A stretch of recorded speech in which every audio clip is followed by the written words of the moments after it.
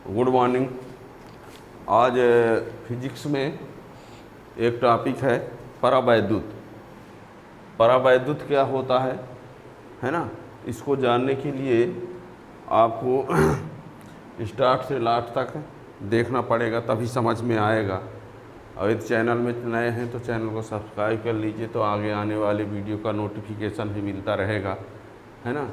और ये जो टॉपिक है वो फिजिक्स का है ना, यानी इसको पढ़ने पर बनेगा, है ना। कोई ऐसे फिल्म का तो है नहीं वीडियो कि उसमें आप क्लिक करके भगा के देख लेंगे ये है वो है ना, आगे बढ़ा के। इसको आपको पढ़ना ही पड़ेगा स्टार्ट से लास्ट तक। ये चैनल सिर्फ पढ़ने वालों के लिए है। तो आज का जो टॉपिक है वो है परावैद्युत। परावैद्युत परावैद्युत डाइलेक्ट्रिक। डाइलेक्ट्रिक परावैद्युत क्या होता है? परावैद्युत ऐसे पदार्थ हुआ करते हैं, सुनिए, परावैद्युत ऐसे पदार्थ होते हैं जो अपने से होकर विद्युत धारा को प्रवाहित नहीं होने देते। यानी उन पदार्थों से होकर विद्युत धारा नहीं प्रवाहित होती है, लेकिन वो विद्युत प्रभाव का प्रदर्शन करते हैं। यानी वो कहीं पर रख दिया जाए तो विद्युत क्षेत्र की तीव्रता का मान बढ़ घट जाएगा, धारिता बढ़ जाएगी, विभव घट जाता है, ऊर्जा घट जाती है। यानी विद्युत क्षेत्र का प्रदर्शन करते हैं, विद्युत प्रभाव का प्रदर्शन करते हैं, है ना। विद्युत प्रभाव का प्रदर्शन करते हैं लेकिन विद्युत धारा को प्रवाहित नहीं होने देते। क्या कहा हमने? ऐसे कुछ पदार्थ होते हैं जो अपने से होकर विद्युत धारा को जाने तो नहीं देते, लेकिन जहाँ भी ये उपस्थित रहेंगे वो विद्युत प्रभाव का प्रदर्शन करेंगे। अर्थात ये जैसे मान लीजिए कोई विद्युत क्षेत्र है, उस विद्युत क्षेत्र में परावैद्युत माध्यम पदार्थ रख दिया जाए तो विद्युत क्षेत्र की तीव्रता को घटा देते हैं। यानी विद्युत प्रभाव का प्रदर्शन करते हैं लेकिन उनसे होकर विद्युत धारा प्रवाहित नहीं होती, है ना। यानी वे पदार्थ जो विद्युत धारा को प्रवाहित नहीं होने देते या प्रवाहित नहीं करते हैं किंतु विद्युत प्रभाव का प्रदर्शन करते हैं, परावैद्युत कहलाते हैं। और इनमें मुक्त इलेक्ट्रॉनों की संख्या लगभग नगण्य होती है। ये एक प्रकार के विद्युत रोधी टाइप के ही होते हैं, ठीक है ना। तो थोड़ा सा लिखे देते हैं। वे पदार्थ जो अपने से होकर विद्युत धारा को प्रवाहित नहीं होने देते हैं किंतु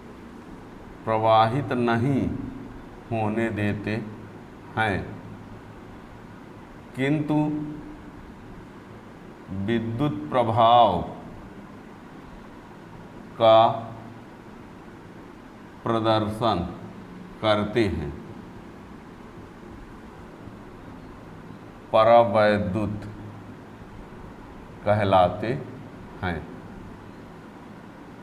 है ना। इनका उदाहरण है जैसे माइका हो गया, ये कागज हो गया, मोम हो गया, है ना, ये इत्यादि। अब कितना लिखें? माइका, कागज, मोम, ठीक है ना। ये तो ये वे पदार्थ जो अपने से होकर विद्युत धारा को प्रवाहित नहीं होने देते किंतु विद्युत प्रभाव का प्रदर्शन करते हैं, परावैद्युत कहलाते हैं। ये आपको बता दें, इनमें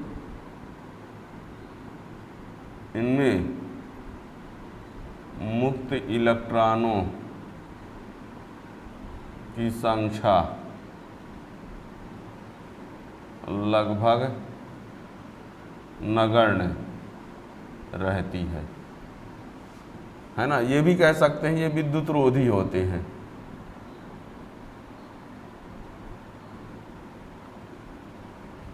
कहीं कहीं लिखा रहा है अर्धचालकों से बने, ये विद्युत रोधी होते हैं, है ना। ये दो प्रकार के होते हैं और उन दो प्रकार में से एक है ध्रुवीय परावैद्युत और दूसरा क्या होता है? अध्रुवीय परावैद्युत।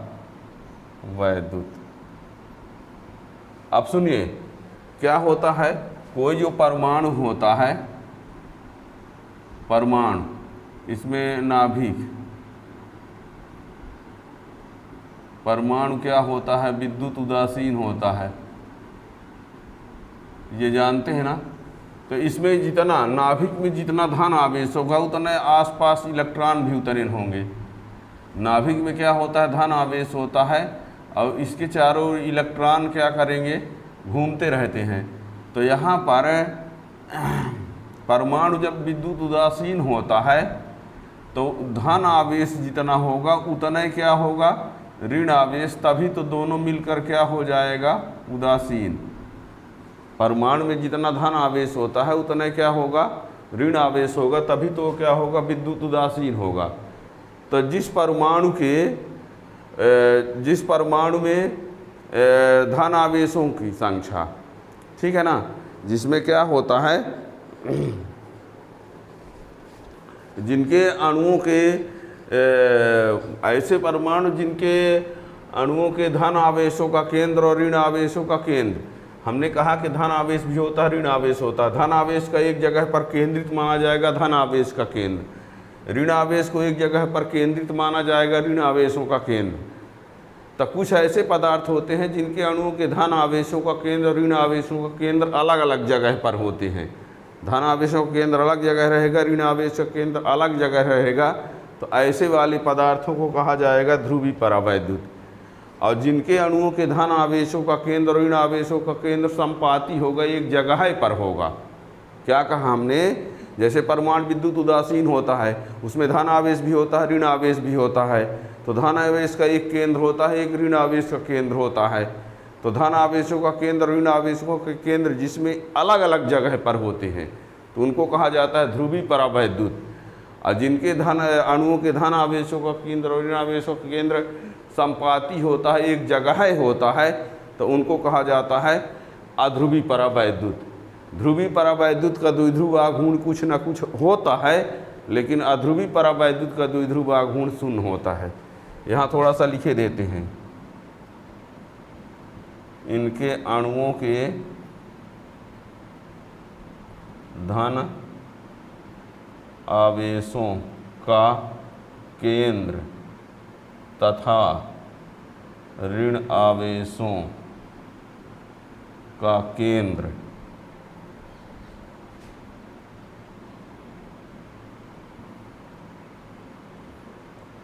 संपाती नहीं होते हैं, अर्थात अलग अलग होते हैं।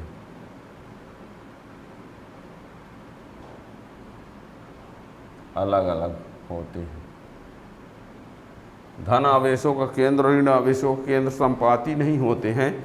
इसका अर्थ हुआ कि दोनों क्या होते हैं, अलग अलग होते हैं। ठीक है ना। और इनका एग्जाम्पल में है H2O, NH3, HCl, ये सब किस में आते हैं, ध्रुवी परावैद्युत। और अध्रुवी परावैद्युत इनके अणुओं के धन आवेशों का केंद्र तथा ऋण आवेशों का केंद्र संपाती होते हैं।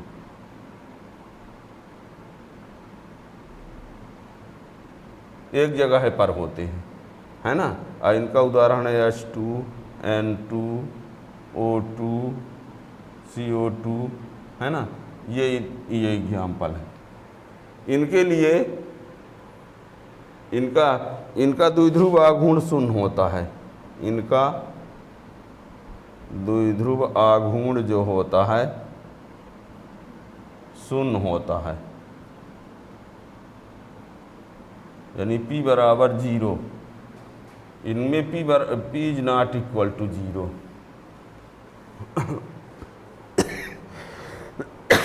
सॉरी। ध्रुवी परावैद्युत इनका द्विध्रुव आघूर्ण कुछ ना कुछ होता है ना। इनका द्विध्रुव आघूर्ण कुछ ना कुछ होता है, मीन्स 0 नहीं होता, लेकिन जो अध्रुवी परावैद्युत होते हैं उनका द्विध्रुव आघूर्ण क्या होता है, शून्य होता है। ठीक है ना, तो ये ज़रूर याद रखिएगा। ध्रुवी परावैद्युत के कुछ एग्जाम्पल में हमने ये बता दिया। तो अब होता क्या है, तो ये तो परावैद्युत हुआ। परावैद्युतांक क्या होता है, परावैद्युतांक तो ये बता दें। परावैद्युतांक जिसको के से प्रदर्शित करेंगे, ठीक, तो उसमें होता क्या है, कोई माध्यम है और किसी माध्यम की निरपेक्ष विद्युतशीलता, माध्यम की निरपेक्ष विद्युतशीलता और वायु में विद्युतशीलता, वायु माध्यम की विद्युतशीलता और माध्यम की विद्युतशीलता के अनुपात को परावैद्युतांक कहते हैं। देखिए इसको कैसे लिखेंगे, डाइलेक्ट्रिक कांस्टेंट परावैद्युतांक,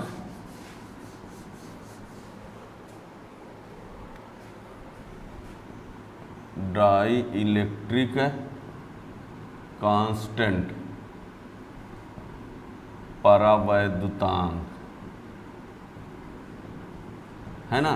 तो यानी किसी माध्यम की निरपेक्ष विद्युतशीलता, यानी माध्यम की निरपेक्ष विद्युतशीलता और वायु माध्यम में विद्युतशीलता, माध्यम की निरपेक्ष विद्युतशीलता और वायु में विद्युतशीलता का जो अनुपात होता है उसी को बोला जाता है परावैद्युतांक। क्या कहा हमने, यानी माध्यम की निरपेक्ष विद्युतशीलता और वायु में विद्युतशीलता का जो अनुपात होता है परावैद्युतांक होता है। इसको के से प्रदर्शित करते हैं, इसको एप्सिलॉन से, इसको एप्सिलॉन नॉट से। ये कहीं कहीं इसको परावैद्युतांक को आपेक्षिक विद्युतशीलता भी कहते हैं, आपेक्षिक विद्युतशीलता भी कहा जाता है, इसको ये भी बोलते हैं, एप्सिलॉन आर से प्रदर्शित करते हैं, जिसे एप्सिलॉन आर से दर्शाया जाता है। यानी अर्थात आप ये बोलिए कि epsilon R equal to epsilon upon epsilon naught, ये इसी को आप चाहो तो epsilon equal to epsilon naught epsilon R, ये भी याद रखिएगा। एप्सिलॉन का मतलब होता है माध्यम की, एप्सिलॉन मीन्स ये और एप्सिलॉन नॉट मीन्स ये, और ये इसको क्या कहा है, आपेक्षिक विद्युतशीलता। ठीक है ना, परावैद्युतांक को ही आपेक्षिक विद्युतशीलता कहते हैं। और इस परावैद्युतांक के का जो मान होता है, एक लिया जाता है वायु के लिए के बराबर इन्फिनिटी धातु के लिए, के बराबर 2 मिट्टी का तेल के लिए, मिट्टी का तेल, के बराबर 81 जल के लिए, के बराबर 6 माइका के लिए, और के बराबर 5 जो है वो कांच के लिए, है ना। तो इस प्रकार से ये परावैद्युतांक के मान होते हैं, ये के का मान। ठीक है ना, तो ये याद रखिएगा। यानी माध्यम की निरपेक्ष विद्युतशीलता और निर्वात में विद्युतशीलता का जो अनुपात होता है उसको परावैद्युतांक कहते हैं। ठीक है ना। अब इसे परावैद्युतांक को आपेक्षिक विद्युतशीलता एप्सिलॉन आर भी कहा जाता है। ये याद रखिएगा, परावैद्युतांक का कोई मात्रक नहीं होता है ना। के का कोई मात्रक नहीं, कोई मात्रक नहीं, बीमाहीन राशि। ठीक है ना, इसका कोई मात्रक नहीं होता है। ठीक, और बात रहे इसके मात्रक की बात करें तो इसका मात्रक तो होता है न्यूटन -1 मीटर -2 कूलाम स्क्वायर, और इसका भी वही होगा न्यूटन -1 मीटर -2 कूलाम स्क्वायर। और इन दोनों का जब कट जाएगा तो ये कोई मात्रक नहीं आएगा। ठीक है ना, तो ध्यान रखिएगा, आपेक्षिक विद्युतशीलता एप्सिलॉन आर और के, इन दोनों का कोई मात्रक नहीं होता है। ठीक है ना, ये बहुत ज़रूरी क्वेश्चन है, बड़े कंपटीशन के लिए भी बहुत ज़रूरी है। ठीक है ना, तो परावैद्युत हमने बता दिया। क्या बताया, फिर से एक बार हेडलाइन से एक बार फिर से सुनिए। हमने क्या बताया कि परावैद्युत वे पदार्थ होते हैं जो विद्युत धारा को प्रवाहित नहीं होने देते किंतु विद्युत प्रभाव का प्रदर्शन करते हैं। इनमें मुक्त इलेक्ट्रॉनों की संख्या नगण्य होती है, ये विद्युत रोधी होते हैं, है ना। और दो प्रकार के होते हैं, एक अध्रुवी होता है, एक ध्रुवी होता है, एक अध्रुवी। ध्रुवी वो होते हैं जिनके अणुओं के धन आवेशों के केंद्र और ऋण आवेशों के संपाती नहीं होते, अर्थात अलग अलग होते हैं, उनका कुछ न कुछ द्विध्रुवाग गुण होता है। और अध्रुवी वो होते हैं जिनके धन आवेशों के केंद्र और ऋण आवेशों के केंद्र संपाती होता है, मतलब द्विध्रुवाग गुण उनका शून्य होता है। कुछ हमने एग्जाम्पल दिया परावैद्युतांक के लिए, ये हो गया, ठीक है ना। तो परावैद्युतांक का मात्रक कुछ नहीं होता, विमीय सूत्र कुछ नहीं होता, निरपेक्ष विद्युतशीलता वायु विद्युतशीलता का अनुपात होता है। अब देखिए यहीं पर हम इसको किसी और तरीके से कैसे दिखाएंगे, परावैद्युतांक की को और देखना कैसे। जैसे यदि हम क्या कहें, सुनना, विद्युत क्षेत्र की तीव्रता के आधार, विद्युत क्षेत्र की तीव्रता देखना, विद्युत क्षेत्र की तीव्रता E बराबर होता है 1/4 पाई एप्सिलॉन नॉट Q/r²। ये किस में हो गया, वायु में, ठीक है ना। और इसको E0 लिखे देते हैं, ठीक। और परावैद्युतांक में E बराबर 1/4 पाई एप्सिलॉन नॉट के Q/r², परावैद्युतांक माध्यम में, ठीक है ना। अब इसको हम क्या करें, तो इसको भाग कर देते हैं, तो E0/E इक्वल टू क्या आएगा, E0/E इक्वल टू क्या आएगा, इसको डिवाइड करेंगे के आएगा। तो यानी यहाँ से आप क्या बता सकते हैं, आप ये कह सकते हैं कि वायु माध्यम में विद्युत क्षेत्र की तीव्रता और किसी माध्यम में विद्युत क्षेत्र की तीव्रता, है ना, माध्यम में विद्युत क्षेत्र की तीव्रता का अनुपात परावैद्युतांक होता है, ठीक है ना। अब इसी से E का मान निकालेंगे, तो E का मान आएगा E0/K, यानी परावैद्युतांक में E घटता है।